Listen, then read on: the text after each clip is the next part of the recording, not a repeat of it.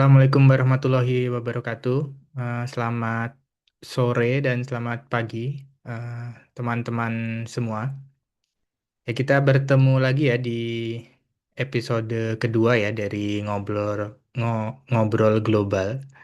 Ya, kali ini kita kedatangan tamu, Mas Mas Yahya ya. Eh, Kawan saya dulu di Bandung ya waktu kuliah. eh Mungkin saya kenalin sedikit ya Mas Yahya ya. Jadi Mas Yahya ini dulunya dari ITB, lulusan ITB, kemudian sempat bekerja ya dari 2021 2020-an selama 4 tahun. Kemudian sekarang melanjutkan studi S2-nya ya di KTH Royal Institute of Technology di Swedia di jurusan geoteknik ya, geoteknik engineering. Saya sendiri yoga ya, bisa dipanggil Yoga Raffinika. Saya berkecimpung di dunia eh, community development seperti itu. Nah, Alhamdulillah untuk kesempatan kali ini saya bersama Ngobrol Global mendatangkan narasumber-narasumber yang dulu sempat bekerja di Indonesia, profesional di Indonesia, dan memutuskan untuk melanjutkan kuliah di luar negeri. Dan sharing-sharing ilmu kita ngobrol, tujuannya biar bisa menginspirasi mungkin teman-teman di Indonesia masih banyak yang perlu informasi gimana caranya untuk kuliah ataupun bekerja di luar negeri. Episode sebelumnya, kami mendatangkan narasumber dari Belanda, Mas Rahmat. Mungkin beberapa juga ikut. Eh, Sekarang kita mendatangkan Mas Yahya. Dan bulan depan kita juga datangkan narasumber berikutnya, insya Allah. Mungkin itu perkenalan singkat dari Mas Yahya. Eh, Mungkin gimana nih, Mas Yahya? Saya Insya Allah mau gimana, Pak? Masih ada ada. materi ya yang akan di-share ya Oh iya, sebelumnya ya. mungkin nanti sedikit pantikan mungkin biar nanti untuk bahan ngobrol gitu Oke, oke. lebih ada lebih terarah gitu. Baik, jadi ini nanti akan ada materi dari Mas Yahya ya, yang sudah disiapkan. Teman-teman bisa kirimkan nanti selama sharing. Kalau ada pertanyaan bisa tuliskan dulu di kolom chat. Nanti kita ambil pertanyaan-pertanyaan dari situ juga. Berarti silahkan Mas Yahya, bisa mungkin langsung dimulai kali ya.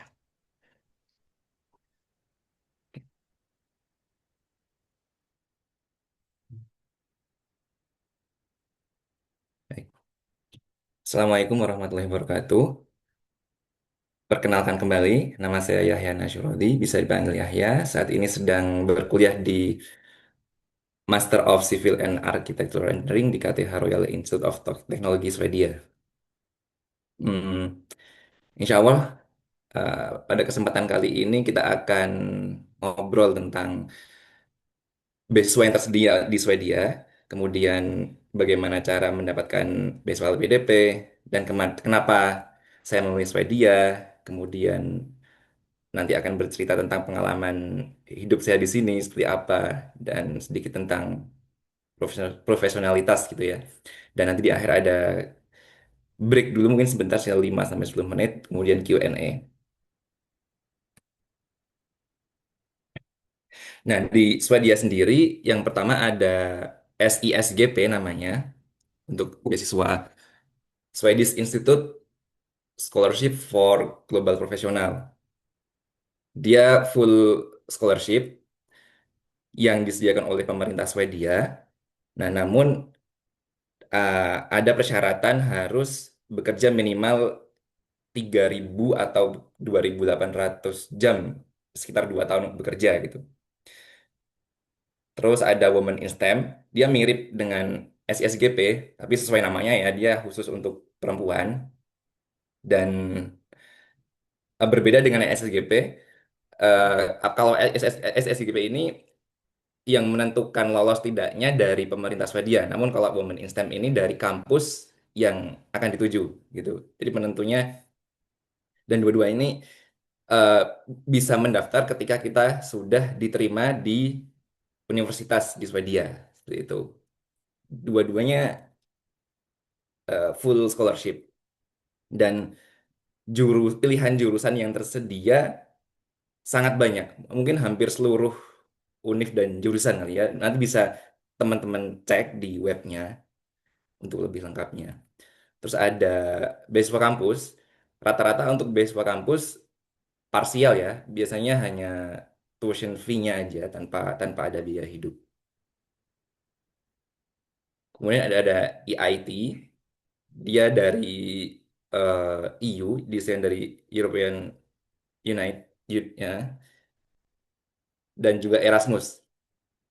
Kalau saya nggak terlalu menguasai terkait beasiswa ini ya, yang EIT dan Erasmus ini, tapi yang saya tahu ada teman saya dia tahun pertama di Belgia, kemudian tahun kedua di KTH gitu, di Swedia.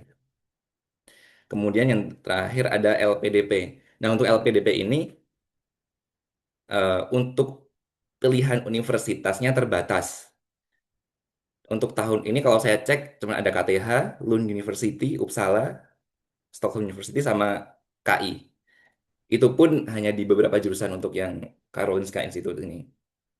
Nanti untuk lebih lengkapnya juga perlu dicek berkala di web LPDP karena di tiap gelombang dan tiap tahunnya sering terjadi perubahan. Nah, mungkin ini saya akan share apa ya, ya lebih ke pengalaman saya dulu ketika eh, apply LPDP. Karena di sini saya dibiayai oleh negara adalah LPDP selama 2 tahun master di sini.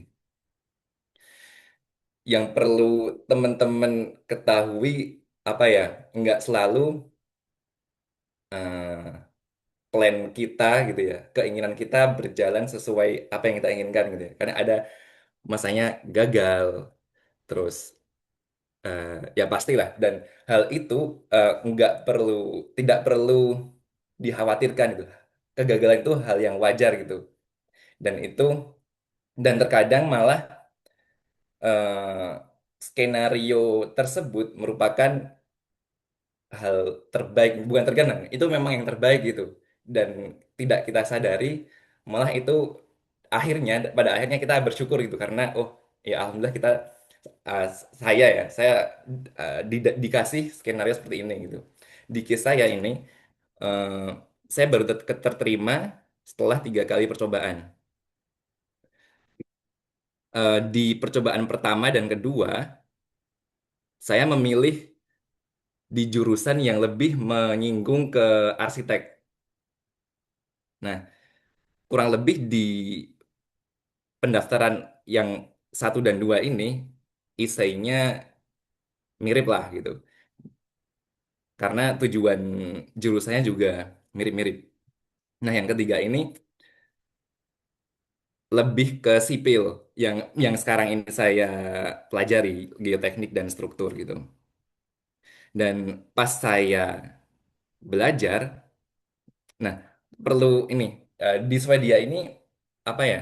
Berbeda dengan di US gitu ya, yang kalau misal kita ambil jurusan itu udah dipaket-paketin gitu. Misal kita ambil jurusan geoteknik ya udah semuanya semua isinya tuh bakal geoteknik gitu. Nggak ada, kita nggak bisa punya kebebasan yang lebih. Ya mungkin ada ya, ada mata kuliah pilihan, tapi nggak sebebas di sini yang saya tahu gitu. Nah, berbeda kalau di sini meskipun saya ambil track, kalau di sini istilahnya track ya, track geoteknik, saya masih ada kesempatan untuk bisa ngambil beberapa course di arsitek ataupun ekonomi gitu, masih bisa gitu. Nah, pas saya nyoba di mata kuliah yang menyinggung arsitek, ya apa ya, nggak asik lah buat buat saya gitu loh. Nggak, cukup membosankan ya, bisa bilang membosankan atau nggak cocok gitu lah. Nah, dari situ ya untung yang pas percobaan 1 dan 2 itu saya nggak lolos gitu. Jadi insya Allah akan ada rahasia ataupun ya hikmah yang ya kita nggak bakal tahu gitu di masa yang akan datang itu akan seperti apa gitu. Kemudian ini juga sih, hmm, lebih baik kita sedih karena gagal sedih daripada daripada sedih karena tidak pernah mencoba gitu. Seperti contoh, istri saya tuh kan ada rencana untuk ambil S2 juga. Mungkin niatnya biar misal ambil IELTS kan nggak selalu sekali ambil langsung dapat skor yang diinginkan kan. Nah, dia menunda-nunda dengan harapannya supaya sekali tes langsung dapat. Nah, tapi dengan seperti itu ternyata di LPDP tiap tahun itu passing grade untuk wawancara maupun bakat skolastik naik gitu. Pas kemarin nyoba di LPDP batch 2 batch pertama tahun 2024 ya. Batch kedua 2024. eh, Tes bakat skolastiknya tuh mungkin kalau dia ikut di tahun-tahun sebelumnya lolos, tapi karena baru daftar di tahun tersebut ya nggak lolos, padahal kurang dikit gitu lah. Nah intinya seperti itu. Intinya jangan takut untuk gagal, lebih baik sedih karena gagal daripada sedih karena nggak pernah mencoba itu tadi. Seperti itu. Nah, saat apply LPDP, teman-teman juga perlu jujur, cukup jujur aja. Jangan ada yang dibuat-buat karena kan nanti kalau misal kita daftar LPDP bakal banyak isian kayak misal kepribadian kita, dikasih case-case misal kita apa namanya dikasih kondisi seperti ini apa yang kalian lakukan dan sebagainya. Nanti itu cukup jujur dan menjadi diri kalian sendiri gitu. Karena ini bakal ditanya di wawancara dan kalau misal itu beda pasti bakal ketahuan seperti itu. Dan tentunya juga teman-teman harus menyesuaikan juga topik ataupun masalah yang ingin diselesaikan gitu. Dari masalah yang ada, kemudian studi ataupun jurusan yang ingin teman-teman pelajari itu ada keterkaitan. Nah, seperti itu juga perlu diperhatikan. Nah, mengapa saya memilih Swedia? Nah, ini banyak hal menarik yang bisa diobrolkan gitu. Yang pertama, kalau saya tertarik dengan apa ya? Swedia yang terkenal dengan keterkaitan ataupun kolaborasi antara industri, akademik, maupun dengan government. Dan itu terlihat sih pas di kelas, pas saya kelas itu nggak jarang dosen yang ngajar itu berasal dari industri. Seperti itu. Dan rata-rata engineer di sini, mungkin kalau di Indonesia, misal di teknik sipil rata-rata S1, mungkin ya S2 juga ada sih. Banyak juga. Tapi di sini rata-rata PhD engineer di sini. Jadi emang apa ya, bukan, kan kalau mungkin di Indo identiknya mau kalau PhD ya udah dosen gitu kan. Kalau di sini ya udah emang sama aja. Ya PhD ada yang dosen, ada yang engineer. Jadi memang ilmu itu ditujukan untuk menyelesaikan masalah-masalah umat, masalah-masalah yang emang harus diselesaikan. Itu bukan semacam di kotak-kotakan, oh kalau misal S3 PhD harus dia akan gitu. Kalau yang lain nggak gitu. Itu sih. Terus selain itu teman-teman saya juga banyak yang tesisnya di industri. Jadi memang hal yang dikerjakan itu akan diterapkan di real world gitu, di masalah di industri itu. Gitu. Dan banyak juga apa ya penemuan-penemuan di penemuan apapun itu, misal Celsius bahkan ada ini ya kunci Inggris gitu ya, hal-hal simpel kayak itu ditemukan di sini gitu. Dan itu menarik sih buat saya, gimana rasanya bisa belajar di tempat-tempat yang bisa tempat-tempat invention seperti ini gitu. Terus lingkungan yang nyaman juga menjadi salah satu faktor penting sih. Ya di sini udara yang bagus bisa dilihat AQI indeksnya di Jakarta 164 gitu. Yang di sini nol. Sering ya hampir selalu di bawah 50 lah. Jadi insya Allah udaranya bersih dan sebagian besar masih diisi oleh hutan gitu. Di alamnya sangat cocok untuk untuk hidup dengan baik lah gitu. Dan transportasi publik di sini sudah terintegrasi. Jadi udah sebagai contoh, saya ambil case bus gitu aja ya. Jadi misal kita di halte, bis yang akan datang udah dikasih tahu berapa menit lagi datang dan rutenya mana aja. Terus misal ada masalah juga bakal diinfokan. Jadi di halte itu udah ada informasi lengkap lah. Yang bis yang lewat situ bis nomor berapa aja, arahnya mana. Bahkan di bisnya itu sudah, maksudnya di sini bisnya bisa miring gitu. Jadi orang-orang yang pakai kursi roda maupun bayi dengan stroller tuh bisa lewat dengan nyaman. Seperti itu. Nah, tentunya di sini juga ramah keluarga. Yang saya rasakan pas apply resident permit atau visa ya, itu cukup mudah. Dengan catatan, misal saya kan yang belajar. Nah, istri saya dan anak kalau misal mau cepet itu emang ngurusnya bareng. Soalnya kadang ada juga teman-teman tuh yang karena mungkin ada persyaratan nominal minimal apa namanya eh, financial support. Nah mungkin kadang ada yang eh, studentnya dulu yang berangkat baru keluarganya nyusul. Tapi menurutku lebih mudah apabila bersamaan sih. Gitu. Kemudian fasilitas kesehatan untuk anak gratis dari 0 sampai 18 tahun. Gitu. Terus ya itu semua. Contoh seperti contoh tadi bis didesain dengan inklusif jadi semua kalangan tuh bisa akses fasilitas dengan nyaman gitu.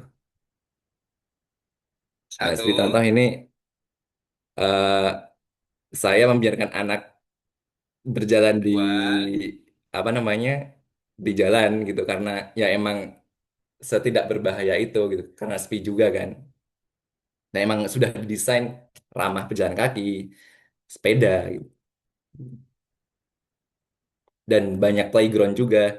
Hampir mungkin tiap radius 2 kilo pasti ada playground. Perpustakaan anak juga eh, lengkap, buku-buku, mainan, anak bisa bisa main sepuasnya di sana. Kemudian untuk kehidupan sehari-hari, ya mungkin aku akomodasi ya. Kalau di sini menggunakan sistem antrian untuk housing. Jadi semakin banyak credit days, atau dengan kata lain, semakin orang itu makin lama tinggal di Swedia, makin besar peluang untuk mendapatkan housing. Jadi, dan dengan sistem seperti itu, menurut saya jadi lebih adil sih. Tapi minusnya ya itu, kayak mahasiswa internasional yang baru datang ke sini, jadi nggak bisa dapat housing yang murah dengan fasilitas yang layak, yang ideal gitu lah. Gitu. Dan semua informasi terkait rumah itu udah ada di webnya masing-masing, seperti luas areanya dan fasilitas yang ada. Tapi min bare minimumnya di setiap housing tuh udah ada kulkas dan dapur gitu. Itu minimal banget. Nah, untuk mahasiswa internasional seperti saya di tahun pertama itu kan credit days-nya masih dikit. Nah, tapi biasanya sebelum kita sebelum saya datang ke Swedia itu udah bisa udah bisa apa ya ngumpulin credit days sebelum sebelum saya daftar di semacam himpunan atau ya mungkin kalau SMA OSIS gitu kan ya. Sebelum saya datang di sini. Sebelum jadi pas saya di sini itu udah ada 90 credit days. Tapi itu masih kalah saing misal dibandingin sama yang ini harus 1.500 hari. Berarti dia kan udah mungkin tinggal sekitar ya hampir 5 tahunan lah gitu. Nah, makanya kalau di KTH disediakan housing untuk mahasiswa. Tapi secara harga memang cenderung lebih mahal. Tapi karena emang udah full furnish sih. Jadi nggak cuma ada dapur sama kulkas, tapi udah semua furniture kayak sofa, tempat tidur, dan sebagainya udah disediakan. Tuh.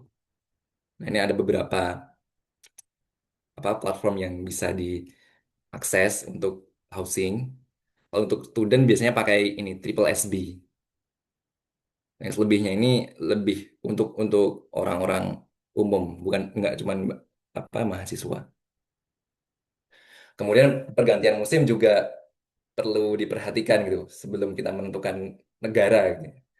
Kalau misal di Swedia ini, kalau misal dilihat ya suhunya kan naik turunnya drastis dibandingkan di Indonesia yang datar-datar aja, lebih stabil gitu.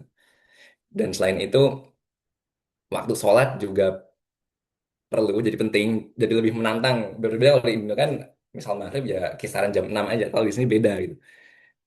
Apalagi di puncak-puncak summer seperti ini, di akhir-akhir Juni, Isya tuh jam setengah 12 lebih, jam 2 sebelum jam 2 udah subuh. Ini kan jadi harus pintar-pintar buat ngatur nanti waktu tidurnya gimana dan sebagainya. Itu juga ngaruh ke fisik juga kan kalau nggak yang terbiasa gitu. Jadi itu bisa jadi pertimbangan teman-teman gitu. Jadi nggak semua negara 4 musim punya punya apa ya karakteristik yang sama ya. Berbeda kalau di Jepang ini waktu sholatnya terlihat nggak sesignifikan seperti di Swedia. Ini untuk apa ya curah hujan ya di Swedia ya nggak sebesar di Indo sih. Tapi ya tiap hari ya tiap bulan pasti ada hujan. Kalau di sini di Swedia tiap bulannya ya kira-kira secara 8 kali hujan. Kalau dibanding di Jakarta ini 18 atau 20. Mirip-mirip. Nah, untuk biaya hidup sebenarnya kalau misal mau ngecek kira-kira butuh berapa, bisa teman-teman cek di persyaratan visa. Nah, itu sebenarnya merupakan batas minimum sih, biaya minimum untuk bisa tinggal nyaman di sini. Kalau ini yang sebelah kiri ini case ketika saya pakai student housing yang disediakan oleh KTH sekitar 18.000 krona lah. Kalau yang kanan ini kalau misal menggunakan triple SB yang unfurnished tadi, yang masih belum lengkap ini perabot rumahnya. Tapi minusnya itu tadi, kalau misal yang di triple SB, kalau mau dapet yang dekat kampus emang credit base-nya tinggi. Jadi kalau untuk student yang cuman 2 tahun ya perlu agak jauh buat nyari housing. Jadi untuk biaya transportasi jadi lebih sedikit, jadi lebih tinggi. Seperti itu. Jadi memang housing menjadi penentu sih untuk biaya bulanan di sini. Itu Satu krona tadi saya lihat sekitar berapa ya? 1.700 kalau sekarang. 1.700 ya. Mm-mm. Nah, ini emang lebih dari 50% Ya. untuk tempat tinggal ya. Jadi kalau kalau LPDP dengan keluarga sebenarnya nggak cukup sih. Tetap harus ada tabungan ataupun ya gitu harus nyiapin sendiri gitu. Kecuali dengan rumah yang ya mungkin sebenarnya kalau dengan yang kanan ini sebenarnya rumahnya kan 18 meter persegi kan studio. Ya idealnya untuk sendiri atau mungkin couple lah suami istri itu. Jadi ini sekitar itu ya, 30 juta per bulan ya. Kalau yang satunya yang eh, lebih kecil ini 20 jutaan ya per bulan ya. Kalau Hmm, dirupiahin ya. itu mungkin ada yang mau tanya dulu ya Mas, sebelum lanjut kali ya. Mungkin saya sih agak itu masih ya, agak di awal tadi yang saya agak eh menarik ya.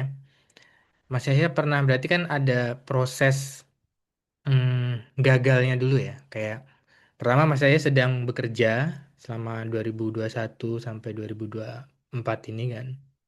Terus ikut juga LPDP gitu ya di 2022 ya kalau nggak salah ya, dan gagal 2 kali ya tadi ya. Saya cek ya. Boleh diceritain Mas kayak pertama gimana sih cara mm, manage waktu ya antara full time di pekerjaan dan mempersiapkan untuk IELTS, LPDP kayak gitu.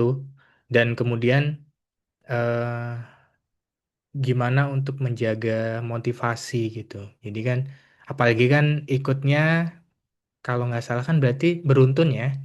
Kan kadang biasa orang kayak setelah sekali, 2 kali itu kayak mungkin motivasinya agak turun, kemudian apa nggak nyoba dulu lah untuk selanjutnya kayak gitu. Tapi Mas Yahya ini kayak istiqomah ya untuk mencoba gitu. Gimana biar bisa punya mental yang kuat seperti itu.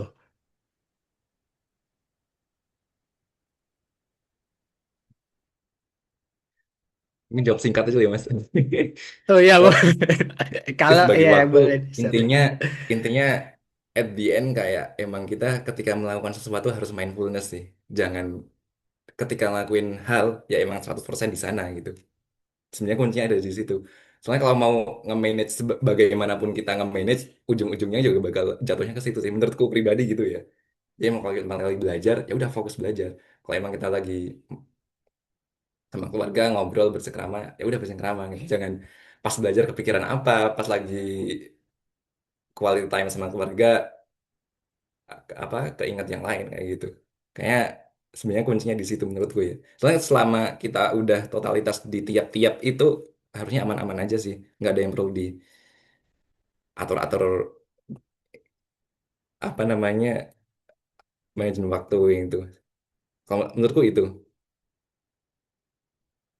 menjawab nggak Mas? Dedicated ya, dedicated ya, fokus ya, ya, Ya ya. boleh Iya, mungkin Mas Yahya ini tipe ya bisa itu ya kayak waktu jam kerja ya udah selesaiin full di kerja. iya. Habis itu kalau pulang ya Ya full buat meskipun saya keluarga sendiri gitu ya. juga masih masih belajar juga ya supaya bisa totalitas ketika ngelakuin satu hal gitu.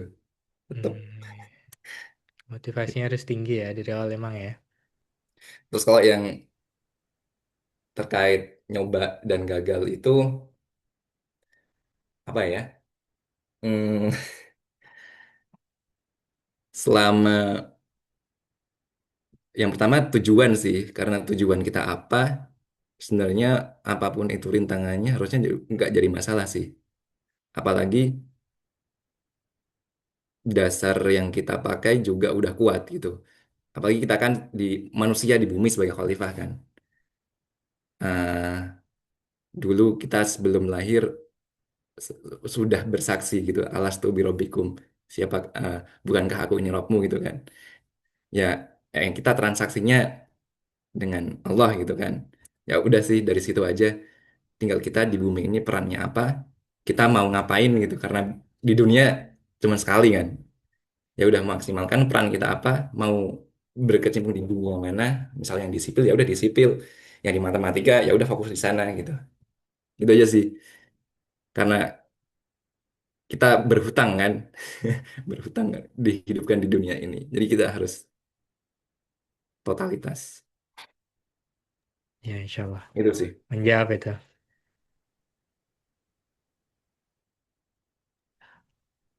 Mungkin sambil menunggu ini teman-teman ada di chat kalau ada pertanyaan. Dan di form pendaftaran juga kita sudah rangkum pertanyaannya Mas ya. Nanti kalau belum ada yang eh, kasih di chat, mungkin kita ambil dari form itu. Jadi ini kayaknya dilanjut dulu nggak apa-apa kalau nggak masalah. Lanjut dulu beri ya, Mas. Ya lanjut dulu aja nanti Oke. santai. Eh, Kenapa saya memilih KTH ya? Yang pertama karena ya universitas teknik terbaik di KTH. Tapi selain itu, yang setelah saya kuliah di sini, misal misal di kelas gitu ya. Jadi misal dosen yang ngajarin itu emang dosen yang dulunya risetnya atau profesornya risetnya ya ada di bidang itu gitu. Jadi yang ngajarin kita, yang ngajarin saya itu emang bener-bener yang bikin buku itu gitu. Jadi kalau kita nanya tuh lebih lebih apa ya? Ya emang sama gurunya gitu. Jadi bukan bukan berpaku pada oh ini univ terbaik atau gimana. Emang kita belajar dengan orang yang ya pada orang yang karena dia yang emang ngelakuin itu gitu. Itu. Terus ini terkait eh, topik riset yang berhubungan dengan kerjaan saya. Ini juga jadi alasan juga di AI in Soil and Rock Engineering antara dua inilah karena saya juga masih belum confirm buat nantiin topik di tesisnya juga sama soil structure interaction analysis. Terus, nah ini yang tadi saya sempat singgung juga kalau di program saya ini mandatory course-nya cuman satu ini yang di year 2 ini. Selebihnya sebenarnya pilihan, tapi kita wajib untuk eh, dapat 120 kredit total gitu. Selebihnya kita bebas mau mau ngeracik gimana kita belajar selama 2 tahun di sini gimana seperti itu. Nah dari jurusan tuh hanya ngasih saran aja kalau kamu mau ngambil track geoteknik atau struktur gitu. Kalau yang biru ini struktur, kalau mau ngambil struktur kamu disarankan ambil ini. Tapi ya nggak kita juga masih dibolehin kok misalnya mau ngambil course lain gitu. Jadi emang bener-bener atas kesadaran sendiri gitu. Tapi ini minusnya jadi orang yang belum confirm sama kita mau mau ngambil spesialisasi di mana ya mungkin jadi ini ya jadi PR ya. Tapi kalau emang kita udah tahu ini di S2 mau belajar apa aja ya jadi asik gitu. Jadi bisa ngeracik sendiri. Tuh. Ini contoh jadwal kuliah saya gitu. Hitungannya santai sih. Jadi tipikalnya di paginya itu lecture, terus di siang sampai sore itu ada exercise. Lecture ya biasa dosen nyampein terus ada diskusi gitu. Nah, eh, uniknya di sini mungkin ada di negara lain juga kali ya. Kalau misal ini jam 10 mulai kuliah gitu ya. Nanti pasti template-nya tuh 10.15 baru baru dimulai. Dan itu sharply bener-bener jam segitu, nggak molor gitu. Bener-bener jam 10.15 nanti dosen udah mulai jelasin. Dan di sini tiap tiap 45 menit break, 45 menit break gitu. Jadi kalau misal jam 10 nanti 10.15 baru mulai, ntar jam 11 break lagi, 11.15 ntar mulai lagi dan seterusnya sampai jam 1. Nah, exercise ini bisa macam-macam. Kadang ada teacher asisten yang stay di kelas, nanti mahasiswa dikasih case-case ataupun soal-soal ataupun bahan diskusi ataupun dikasih paper buat dibaca dan didiskusiin macam-macam lah di antara itu. Seperti itu.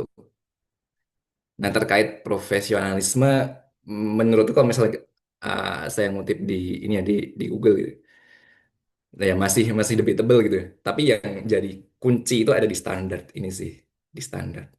Dan selayaknya hal yang perlu kita lakukan dengan standar, ini nggak hanya di akademik ataupun kerjaan, tapi kita perlu perlu melakukannya secara menyeluruh gitu. Soalnya di kehidupan kita kan banyak dimensi, nggak hanya kerjaan, nggak hanya akademik, tapi kita dengan Allah, dengan sebagai hamba, kita sebagai kepala keluarga, kita juga punya tanggung jawab anak, istri, dan sebagainya. Dan bagian dari komunitas sosial. Dan menurut saya, mungkin akademik ataupun kerjaannya ada di bagian dari komunitas sosial itu gitu. Dan ketiga-tiganya perlu kita lakukan dengan 100%. Nggak ada yang ini 30, 30, 30, nggak semuanya 100%.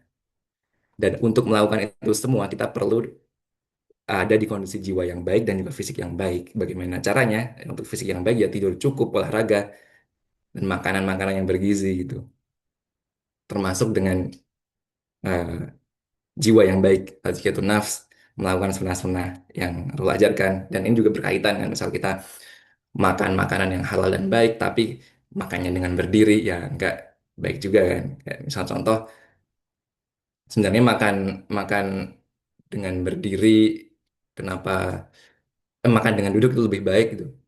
Ya sebenarnya sebelum sebelum ke tahap kita nanya mengapa, sebelum dengan akal, sebagai orang Muslim ya harus mempercayai itu gitu, karena itu sunnah gitu kan. Ya meskipun sekarang udah ada kan, ya, saya pernah dengar juga kalau misal kita makan dengan duduk tuh apa ya, mungkin kasarnya kecepatan makanan yang terproses itu kan mungkin kalau duduk lebih lambat gitu ya daripada berdiri. Kalau berdiri kan kayak seakan-akan langsung makan turun seret gitu. Ya kalau dengan duduk tuh mungkin dengan kecepatan tersebut makanan tuh akan optimal untuk terserap di tubuh gitu. Ya insya Allah dengan mengikuti sunnah tuh eh, memang ya itu yang terbaik, keberkahan ada di situ gitu. Dan di Swedia ini menurut saya sangat mendukung gitu untuk profesionalisme itu terlihat dari budaya kerja yang tepat waktu, terus habit di sini tuh kayak di supermarket ataupun di transportasi umum gitu ya, maksudnya di supermarket eh, pasti ada self service-nya gitu. Jadi kalau ada orang yang eh, dia belanja tapi cuman nge-scan belanja 5 nih, cuman nge-scan satu, ya nggak, ya bisa-bisa aja dia bisa pergi gitu aja tanpa ketahuan gitu. Nah di situ tepatnya kalau kalau orang misal ini diterapkan di negara lain ya belum ya bangkrut, bisa jadi supermarket bangkrut gitu ya. Tapi kalau di sini orang tanpa diawasi aja udah kayak udah apa ya, jujur gitu loh, di scan sendiri. Dan di transportasi publik pun misal kita nggak ada tiket ya belum tentu dicek juga gitu, tapi sekalinya dicek ya ada denda gitu. Sebenarnya kalau misal di bis kereta itu kan kita harus punya tiket. Di sini sistemnya tuh subscribe, jadi ada 75 menit untuk single tiket, ada 1 hari, terus 3 hari gitu. Multi trip ya. eh nggak multi trip juga ya, ya kayak subscribe aja sih mas. Misal sebulan berarti dalam sebulan itu kita bisa kemanapun gitu dengan tiket itu gitu. Tapi di beberapa transportasi gitu, misal di sini namanya Roslakbanan, kan dia keretanya tuh udah kereta zaman dulu banget gitu kan. Jadi dia nggak ada barrier antara, kalau pas mau masuk tuh nggak ada gerbangnya itu lah. Jadi siapapun sebenarnya tanpa tiket pun bisa masuk gitu. Nah kalau orang nggak jujur kan ya udah nggak usah pakai tiket gitu. Tapi di sini meskipun sistemnya kayak gitu, orang ya ngetap ada tiket gitu, kayak gitu. Terus kolaborasi tim, di sini pas belajar juga emang ini banget sih. Apa ya? Di sini yang aku lihat nggak ada hmm, apa ya, prestasi pribadi itu nggak yang diunggul-unggulkan gitu. Di sini sangat menghargai kerja tim. Jadi misal misal ada sebuah capaian ya itu karena kita bareng-bareng gitu. Terus konsep lagom itu bahasa Swedia. Artinya mungkin kalau di Islam kona'ah kali ya, kona'ah gitu. Makanya itu berimplikasi ke di sini kan sustainability-nya sangat ini kan dijunjung tinggi kan. Terus banyak habit habit beli barang second tuh juga juga inilah gencar di sini, dan work life balance juga. Dan di sini orang-orang suka olahraga kapanpun musimnya, mau winter mau summer, mereka tetap bisa lari. Sering banget di winter orang-orang lari gitu kayak nggak masalah gitu. Di sini tuh musim atau cuaca tuh bukan bukan salah mereka gitu, tapi yang salah tuh kostum gitu. Jadi nggak ada cuaca yang buruk, yang ada tuh kostum yang buruk, pakaian yang buruk. Ini ada beberapa pertanyaan ya Mas Yahya ya dari kita sudah rangkum. Ini ada pertanyaan dari eh, Bu Nunung ya, Mbak Nunung mungkin, dari Jawa Barat. Pertanyaannya, apakah memungkinkan Mas Yahya untuk lintas jurusan ya? Dan apa yang dilihat dari perspektif kampus biar bisa diterima gitu kalau kita itu lintas jurusan mungkin dari S1 ke S2-nya. Oke. Mau saya langsung jawab kayaknya Mas? Atau Boleh, mungkin dijawab dulu satu persatu nanti biar ada kalau terinspirasi untuk di pertanyaan baru. mungkin atau tidaknya sangat mungkin eh, itu juga tergantung dengan misal udah kerja ya tergantung dengan pengalaman kerja ataupun bahkan misal belum bekerja pun juga sangat mungkin ya kan kalau apa namanya eh, sebenarnya kalau yang namanya bidang studi kan kayak emang nggak mungkin kan emang dia cuman ya di bidang itu doang pasti bakal ada irisan-irisan dengan bidang lain itu juga bisa jadi itu bisa terjadi gitu jadi jawabannya mungkin kemudian yang dilihat dari kampus kalau berdasarkan pengalaman saya terutama di KTH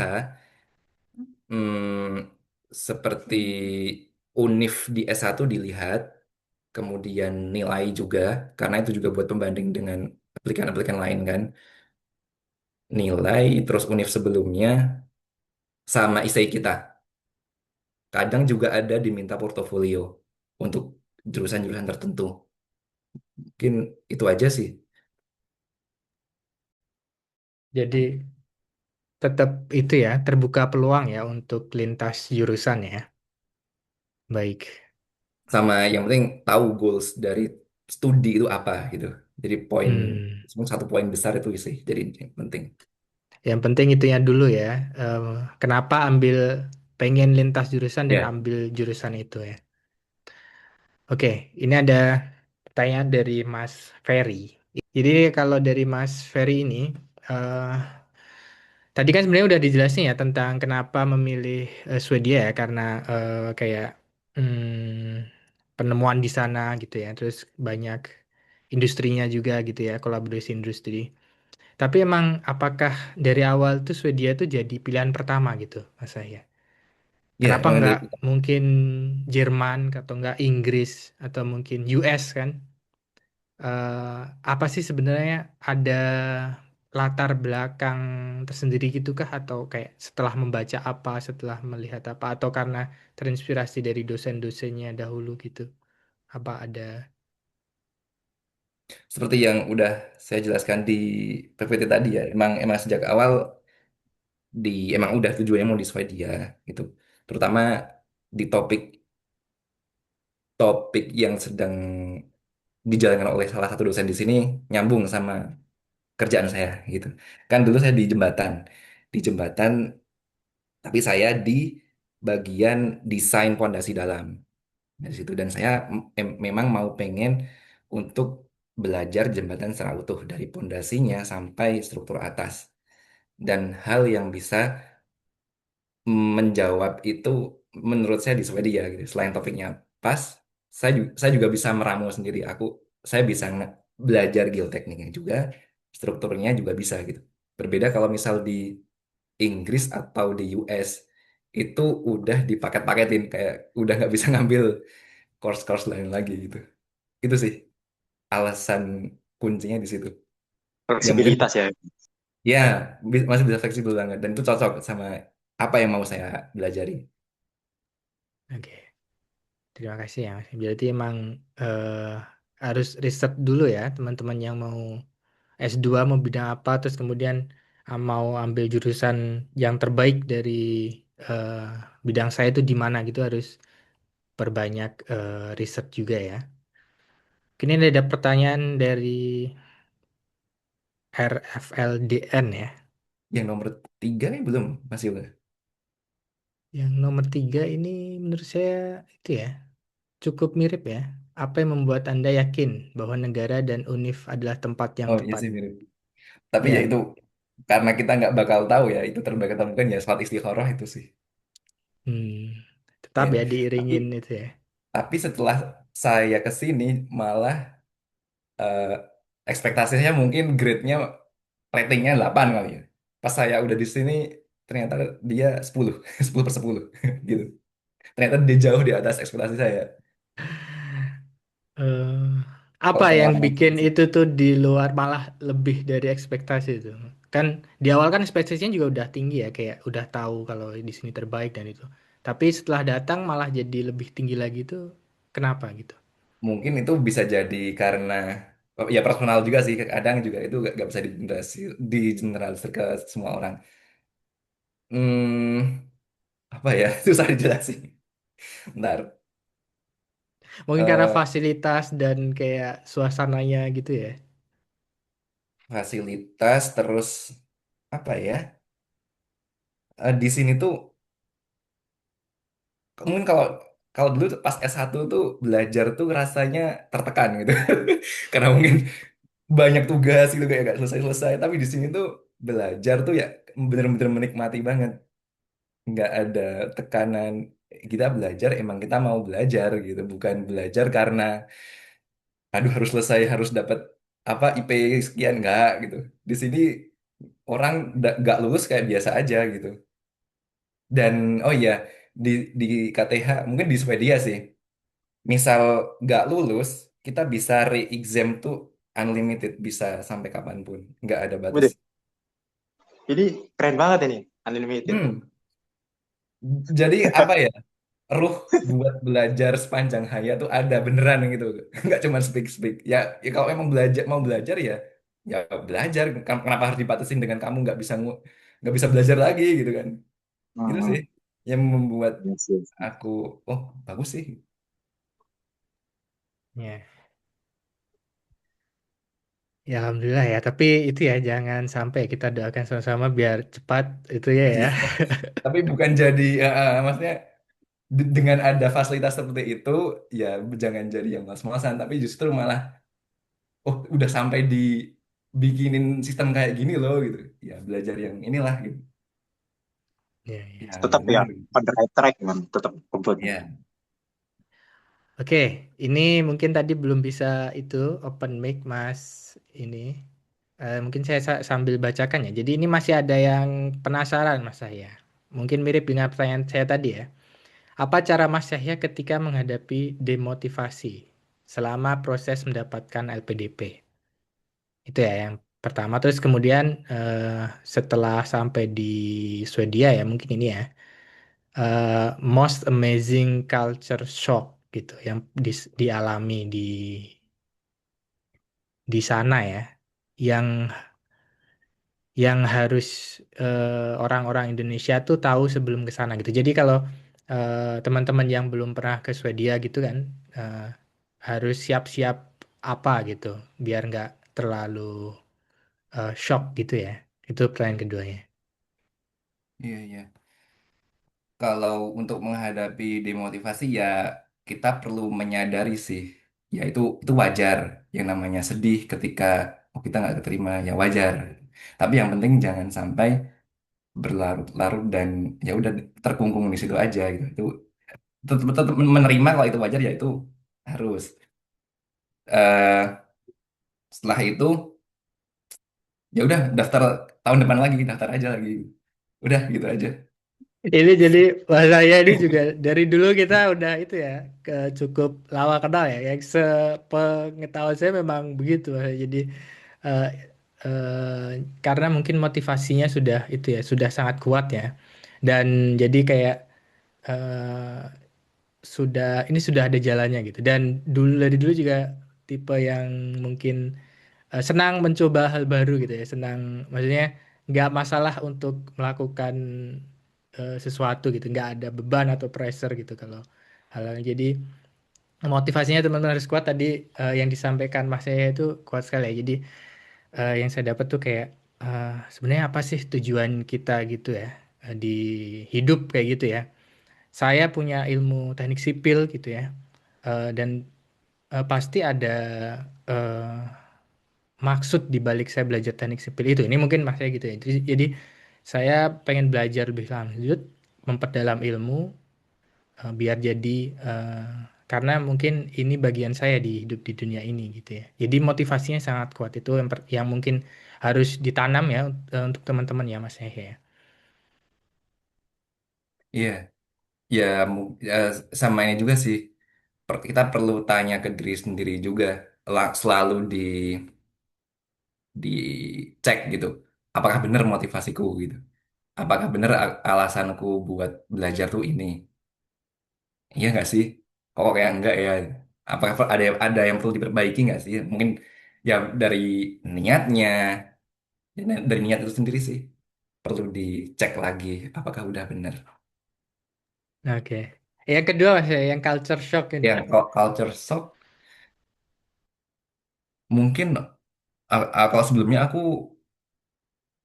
ada pernah dengar orangnya nggak terlalu suka misal di jalan gitu, nggak terlalu suka ya sama yang di Indo kan misal lewat senyum Kenapa? apa Kenapa gitu gitu kan. kan? Ya, ya. Terus Ini bilangnya agak oh, dia enggak gitu kan. Ternyata enggak juga sih. Di sini juga orang misalnya kita senyum mereka senang juga kok senyum gitu. Tapi oh iya. mungkin bukan itu sih kalau di sini.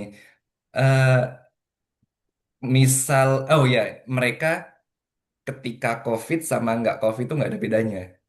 Karena emang udah bentukannya social distancing. Jadi emang mereka sangat menghargai personal space. Sama ya paling itu sih. Kalau misal di sini eh, teman-teman bakal lihat rumah itu jendelanya nggak ada tirainya.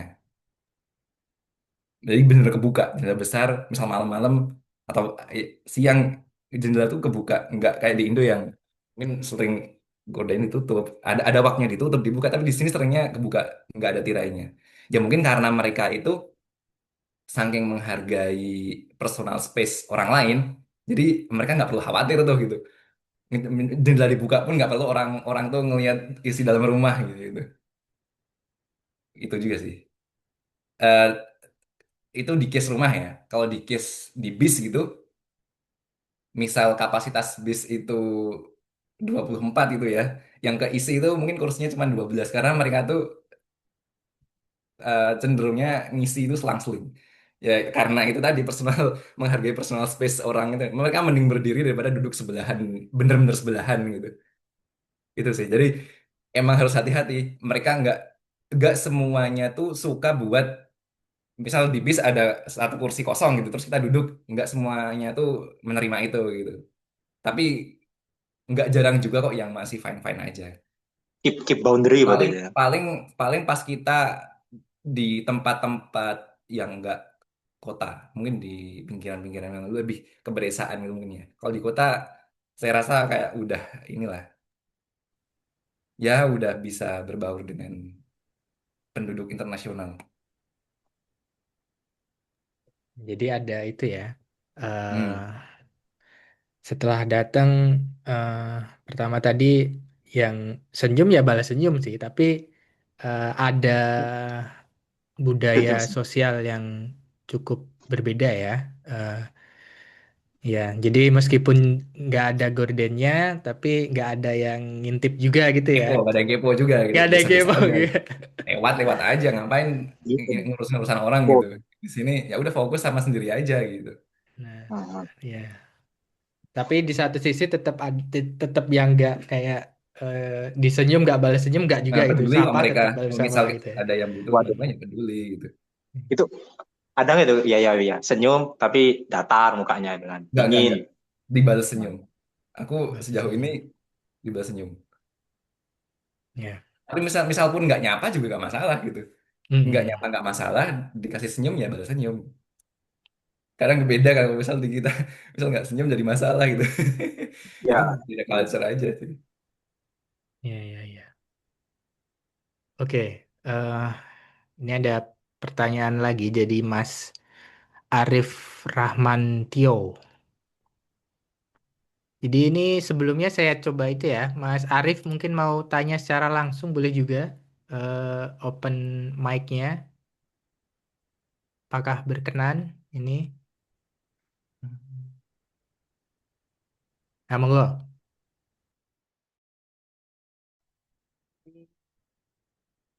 Ya, biasanya bertanya Kak, Agak kecil untuk suaranya, boleh lebih didekatkan mic-nya? oh ya baik. Ya saya ingin bertanya Kak untuk beasiswa eh, ya, apa kakak sekarang melanjutkan kuliahan itu untuk aturan batasan usia apakah ada kak? Itu aja sih sebenarnya. Ya, ya. Terkait batasan Terdengar? usia, Iya. tahu yang saya tahu ya, kalau untuk kuliahnya sendiri studinya nggak ada. Paling yang ada batasan usia tuh di beasiswanya sih. Kalau misalnya di LPDP itu untuk master 35 tahun, untuk S3 40 tahun. Tapi kalau untuk belajarnya sendiri nggak ada. Setahu saya nggak belum pernah baca sih ada batasan usia. Atau mungkin lebih di sini ada yang pernah tahu atau bisa sharing. Tapi kalau saya nggak ada. Ya kalau Mungkin sama ya, bisa. mungkin sepengetahuan saya juga Hmm. sama. Kalau universitas ya di luar, apalagi di Eropa itu nggak ada batasan ya yang mau masuk umur berapa kalau mau kuliah Tapi silahkan gitu ya. Tapi tapi ada ada perbedaan juga Bi sebenarnya. Kalau di Eropa Timur, terutama Rusia itu kan ada kayak batasannya. Hampir sama kayak LPDP sih kayak batasan itu kan. Tapi lebih strict, agak lebih strict sih. ya Tapi kalau Eropa pada umumnya ya nggak ada batasan usia kan. ya Hmm. jadi untuk masuk universitas welcome. Tapi kadang memang untuk saya sendiri ya ataupun teman-teman di Indonesia itu ada keperluan ya, kebutuhan untuk dapat beasiswa ya ataupun pendanaan untuk bisa hidup di Eropa ataupun negara lain. Jadi beasiswanya itu yang ada eh, batas-batasnya. Tadi yang disampaikan Mas Yahya itu LPDP ya. Tapi mungkin beasiswa lain kayaknya mungkin nggak ada ya Mas Yahya yang mungkin dari kampusnya ya. Kok dari kampus kayaknya nggak deh mas. Selama dia udah. Soalnya kalau di kampus tuh beasiswanya kalau di KTH biasanya di tahun kedua. Jadi di tahun pertama Oh gitu. nggak. Heeh. Ya, ya, Jadi ya. pasti dia udah ya sangat bergantung dengan persyaratan S2 juga sih. Harusnya nggak ada kok kampus. Hmm, ya, ya, ya. Jadi yang beasiswa dari Indonesia ya, terutama LPDP tadi, ada batasan usia. Tapi mungkin eh, ada beasiswa dari kampusnya sendiri. Tapi baru bisa diambil setelahnya ya, tahun kedua ini. Kadang itu juga tiap tahun berubah-ubah juga ininya Hmm, aturannya. jadi harus Mm-mm. tetap Harus cek-cek update ya. terus aja. Ya, harus update terus dengan informasinya. Oke, eh mungkin pertanyaannya sudah nggak ada lagi. Mungkin saya yang belum dibahas tadi ya, saya sedikit penasaran ya dengan Mas Yahya ya. Ini kan S2 ya, akan selesai mungkin tahun depan ya, awal tahun depan ya, Pertengahan tahun depan, pertengahan insya Allah. tahun depan ya. Eh, Gimana rencananya Mas Yahya ini? Apakah lanjut PhD, belajar lagi, ataupun mau ambil pengalaman dulu di industri terkait? Apakah sudah terpikiran saya? Kalau saya rencana eh, nyari di nyari kerja di sini dulu sih maksimal 2 tahun. Soalnya LPDP ngasih kesempatan itu kan. Atau PhD langsung, atau emang langsung balik ke Indo. Tiga tiga opsi itu sih, Mas. Iya. Ini masih terbuka ya. Hmm. Tapi berarti masih senang untuk belajar ya, masih terpikir untuk PhD. Ya, Biasa kan ada yang kayak udah cukup gitu ya industri sekarang. Jadi karena mungkin itu ya motivasi gitu ya. Jadi semangat mencari ilmunya eh, terus ada ya, terus tumbuh ya. mungkin Eh, info tambahan Mas Yoga tadi yang ini kali ya, untuk yang berkeluarga ya. Jadi kalau misal di sini kan dapat resident permit itu semacam visa. Terus nanti setelah itu, setelah kita ke sini, itu kita harus membuat person nomor namanya. Itu semacam KTP kalau di, misalnya di Indonesia. Nah, kan kok di case saya yang belajar S2.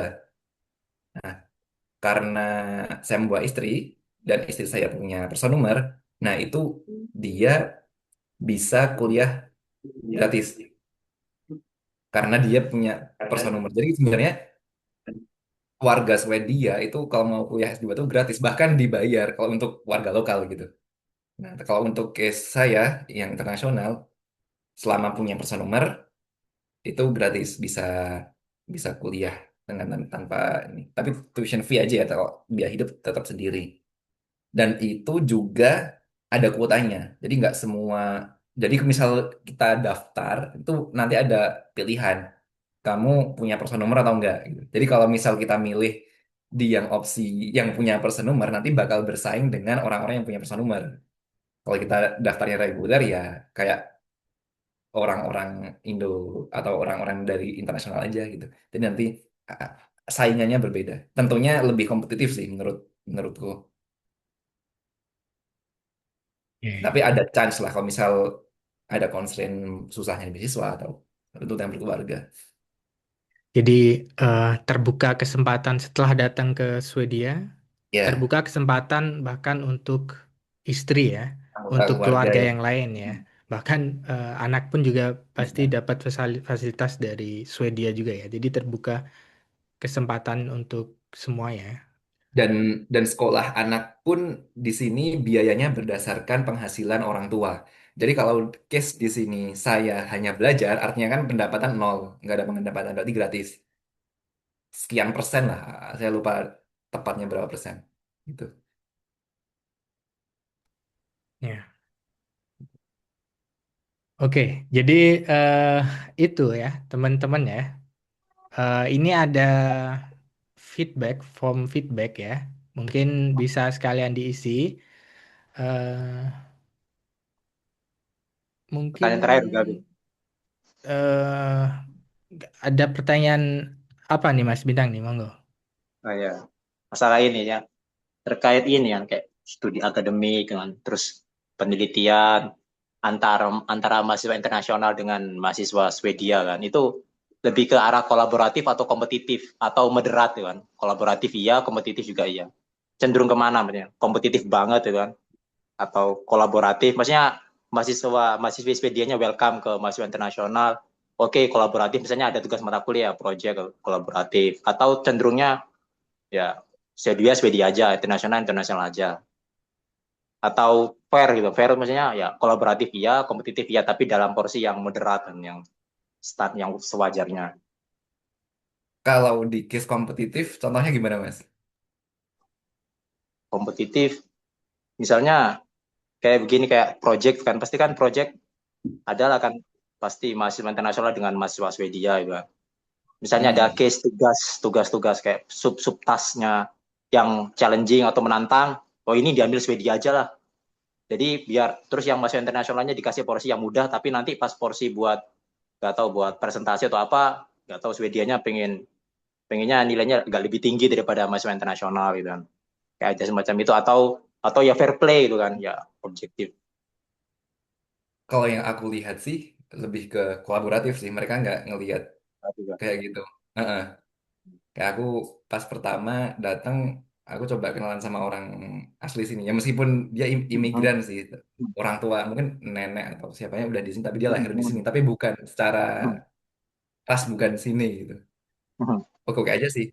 Mereka misal bikin tim gitu, emang berdasar emang karena mereka udah kenalan sebenarnya udah nyaman aja kan, karena emang udah nyaman buat diskusi. Kayak itu aja sih, bukan karena pengen nilai baik biar proyeknya bagus, karena emang nyaman buat ngerjain aja. Soalnya mereka di sini kalau misal diskusi juga, kalau orang lokal ngobrolnya pakai bahasa Swedia gitu. Jadi orang-orang internasional pun kalau mau join kayak canggung. Oh gitu, oke. Iya. Tapi misal kita mau ikut join juga nggak masalah juga sih. Mereka bakal open sih. Oh gitu ya. Tapi sebelum ke titik kita mau join, biasanya internasionalnya udah ngerasa canggung karena mereka udah kayak nyaman banget udah ngomong pakai bahasa Swedia terus kita cuma bisa bahasa Inggris ya. Itu sih. Tapi sebenarnya I mau see oke ya. aja misal misal aku mau join mereka open. Ya ya, berarti kolaboratif berarti ya. Ya Ya, ya. kolaboratif. Oke. Dan itu Mungkin kayak itu. menentukan banget ya kan kalau di kampus kan. Nih kampusnya kompetitifnya atau kolaboratif. Kalau kayak tipikal US atau Rusia kan cenderungnya lebih banyak Ya, kompetitifnya daripada ya. kolaboratif. Mungkin kalau Eropa Utara atau Eropa yang lain, termasuk Swedia kan kolaboratif ya dari pengalaman Yahya Abi. Oke. Terus sama di sini ujian hampir Mhm. semuanya open book. Selama Begitu. aku kuliah setahun di sini, closed book tuh cuman 2 matkul dari berapa matkul Hmm. ya? Iya, Ya, iya. intinya 95% open book ujian di sini. Jadi itulah. I see. Udah open book, terus kan sistem grade-nya tuh A, B, C, D sampai E. F. Jadi minimal E, ya sampai F. Kalau F kan nggak lulus, minimal E. E itu 50%. Nah, kalau misal di 0 Hmm, sampai iya, iya, iya. 100. Jadi AB itu gak ada ya, AB, BC itu gak ada ya. Ada A, B, C, D, E. Ah, Ya. iya. E itu udah lulus di sini. Itu udah lulus. Ya, tapi kan E di sini kan 50%. Beda sama E di Indo. I see. Oke, jadi itu ya tadi tentang eh, kondisi akademik ya mungkin ya. Jadi lingkungan akademik ya dengan eh, mahasiswa lain di Swedia ya. Alhamdulillahnya yang saya dengar tadi Mas Yahya tidak merasakan diskriminatif ya, cuma ada language barrier aja ya. Ah iya Tapi benar. ya alhamdulillahnya itu. Mungkin terima kasih juga tadi Mas Bintang juga dan penanya yang lain ya, ada Mas Arif tadi juga. Mungkin terakhir ya Mas Yahya ya, boleh nggak kasih seperti tips ya ataupun nasihat untuk teman-teman yang di Indonesia yang ingin mungkin melanjutkan studinya gitu ke Swedia ya. Eh, apa sih ada karena Mas Yahya sudah berhasil melampaui proses persiapannya ya dan sekarang sedang belajar di Swedia, mungkin ada yang ingin disampaikan buat teman-teman gitu, biar mungkin bisa belajar juga gitu di Swedia. Hmm. Spesifik ya Mas untuk Swedia gitu ya, misalnya buat yang mau ya. Ah boleh, kayak lain juga boleh gitu. Yang mungkin targetnya teman-teman juga beda, tapi boleh juga mungkin. Spesifik kayak Yahya Abi, Swedia. Eh, Apa-apa. kalau Sekali. jadi general aja sih paling intinya apa ya? Cari cari cari acuan teman-teman mengacu kemana, baru cari tools-toolsnya gitu. Jadi kuliah S2 kan sebenarnya tools aja untuk tujuan kita yang emang mau kita tuju gitu. Jadi bukan emang tujuannya mau S2 ke Swedia, tapi ya coba dari teman-teman cari sendiri acuannya apa, baru turunin ke hal-hal yang mau dilakuin. Jadi kalau menurut saya dari Swedia ini merupakan tools aja sih, bukan bukan satu tujuan. Jadi dan itu PR masing-masing. Ya, Itu. jadi harus ada tujuan goals yang lebih besar ya. Apa sih sebenarnya yang dituju, bukan hanya eh, s- S2 aja di Swedia ya, tapi apa gitu setelahnya gitu ya. Oke, eh, terima kasih ya Mas Yahya nasihatnya. Semoga teman-teman yang sedang mempersiapkan ya untuk mungkin lanjut studi ataupun mencari ilmu gitu ya, tetap termotivasi ya dengan sharing-sharing seperti ini. Karena itu kadang juga jadi penghalang kita ya, mungkin sedang down tapi ternyata ada cerita dari Mas Yahya gitu untuk kembali lagi melihat apa sih yang kita ingin gitu ya, yang kita apa sih yang motivasi kita gitu menjalani pekerjaan ataupun eh, mau ngambil apa belajar ilmu ini seperti itu. Oke, mungkin itu saja teman-teman. Terima kasih banyak. Terima kasih Mas Yahya. Selancar terus ini studinya sekarang dan nanti semoga tercapai juga tujuan utamanya. Sehat-sehat keluarganya di Swedia. Kita terus komunikasi, insya Allah. Jadi teman-teman juga yang lain juga tetap yang belajar, yang bekerja juga tetap semoga lancar, sehat-sehat semua. Mungkin itu dari kami ngobrol global ya. Sekali lagi mohon kesediaannya untuk mengisi feedback ya yang ada di chat. Nggak sampai 5 menit itu cepat insya Allah itu sebagai bahan kami untuk eh, sesi selanjutnya. Insya Allah kita bertemu lagi di bulan bulan depan ya. Nanti materi dari Mas Yahya, rekamannya juga dan mungkin PowerPoint-nya yang bersedia untuk Mas Yahya share akan kami share di halaman kami juga. Jadi jangan jangan lupa juga follow Instagram kita dan ada newsletternya. Eh, Mungkin itu saja dari saya. Mungkin saya bisa akhiri ya. Terima kasih sekali lagi Mas Yahya. Saya akhiri. Selamat sore, selamat siang Mas Yahya. Eh, Assalamualaikum warahmatullahi wabarakatuh. Waalaikumsalam. Waalaikumsalam warahmatullahi wabarakatuh. Makasih banyak Mas Yahya. Saiful Sampai Habib. kita manggung.